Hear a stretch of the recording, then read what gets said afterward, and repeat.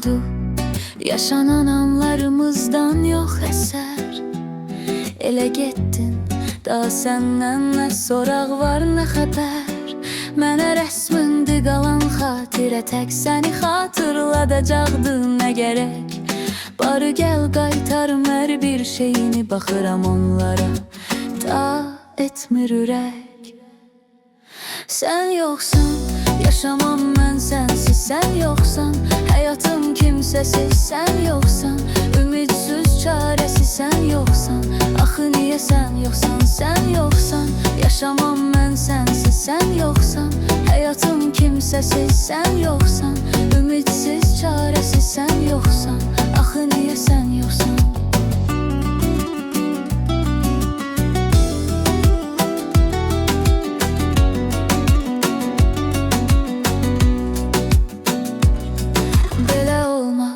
Görüşək, hər şeyi başdan danışaq. Uşağıq mı?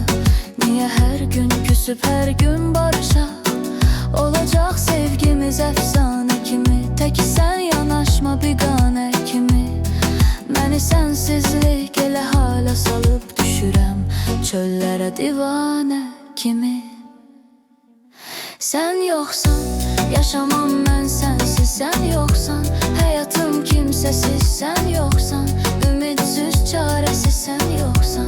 Axı niyə sən yoxsan, sən yoxsan, yaşamam mən sənsiz, sən yoxsan, həyatım kimsəsiz, sən yoxsan, ümidsiz çarəsiz, sən yoxsan.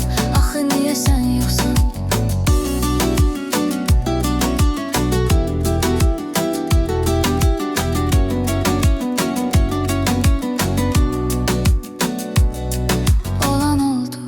Daha get nə istəyirsənsə elə. Unuduldun, adını çəkmərəm ölsəm də belə. Bu həyat mənim üçün əvvəlki deyil, yaşamaq istəyimdə öldü qəfil. Səni qəlbimdə görüb dəfn elədim, tuturam yasını artıq, bunu bil. Sən yoxsan, yaşamam mən sənsiz, sən yoxsan, həyatım kimsəsiz, sən yoxsan, ümidsiz çarəsiz, sən yoxsan.